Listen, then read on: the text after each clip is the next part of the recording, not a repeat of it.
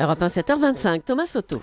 Ça y est, enfin, ils seront tous les deux côte à côte aujourd'hui pour une conférence de presse, Bayrou et Borloo, Borloo et Bayrou, qui créent une coalition qui va s'appeler l'Alternative. Jean-Louis Borloo l'avait d'ailleurs lâché, ce nom ici dans ce studio il y a une semaine. Bonjour Caroline Roux. Bonjour Thomas. L'info politique du jour, c'est que l'UMP promet le divorce aux deux jeunes mariés du centre. Oui, vous allez voir, ils ne ménageront pas leurs efforts pour briser l'idylle. Alors il y a la version soft, version calinothérapie, pour affaiblir la nouvelle famille recomposée. Ça, c'est ce que fait Brice Hortefeux, fidèle de Nicolas Sarkozy. Il ne s'en cache pas, il voit les élus centristes sur le terrain, les met en garde contre le retour de celui qui a fait battre Nicolas Sarkozy. Bayrou.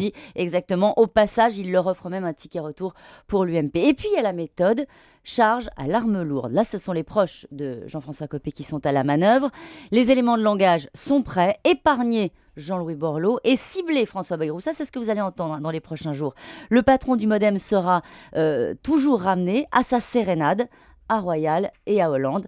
Naturellement, vous vous souvenez qu'il avait dit que personnellement, il avait voté François Hollande. Un fidèle de Jean-François Copé a même étudié des vieux discours de François Bayrou de 1997 sur le droit du sol pour démontrer, phrase à l'appui, son incohérence politique. D'ailleurs, Jean-François Copé se rendra en Vendée mercredi sur les terres centristes pour sonner la charge.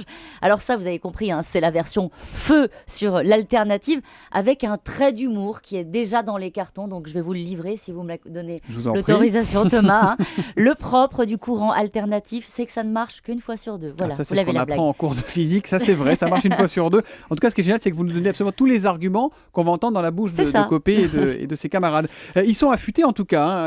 Mais est-ce que toute l'UMP est sur cette ligne ? Eh ben non, vous savez quoi, ce serait trop simple. Vous avez une autre ligne qui est portée par François Fillon, Alain Juppé, François Barouin, qui entretiennent, eux, de bonnes relations historiques avec François Bayrou. Ils sont enchantés de le voir revenir sous pavillon bleu dans le giron de la droite. Alors, comme le dit l'un d'eux, nous sommes attaqués sur notre flanc droit par le Front National. Il ne faut pas faire l'erreur d'ouvrir un front sur notre flanc gauche. Et au fond, dans cette histoire, on retrouve la fracture entre deux stratégies présidentielles. Ceux qui pensent, comme Nicolas Sarkozy, qu'il faut être rassemblés au premier tour pour ne pas prendre le risque d'être absent au second, c'est-à-dire balayé par le Front National, et ceux qui considèrent, comme Alain Juppé, entre autres, qu'il faut avoir des alliés entre les deux tours pour aller chercher les points qui font la victoire. Ouais, ceux qui ont manqué en 2012. Est-ce que l'alliance des deux B, Borloo-Bayrou, comme on dit maintenant, fragilise vraiment l'UMP, Caroline ? Alors, électoralement, non. L'UMP reste encore le premier parti d'opposition. Le vrai rendez-vous entre les deux formations de droite, ce sera les européennes. D'ici là, il va falloir que ce nouvel attelage démontre qu'il est autre chose qu'un petit arrangement entre boutiques ou qu'une UMP light, en évitant le piège de la rivalité, parce que sur le papier, les deux B, c'est un B de trop. Évidemment. Jean-Louis et François, Borloo et Bayrou, voilà un mariage qui ne fait pas que des heureux à l'UMP, où certains ne veulent plus entendre parler de François Bayrou depuis qu'il a, selon eux, trompé la droite lors de son aventure avec François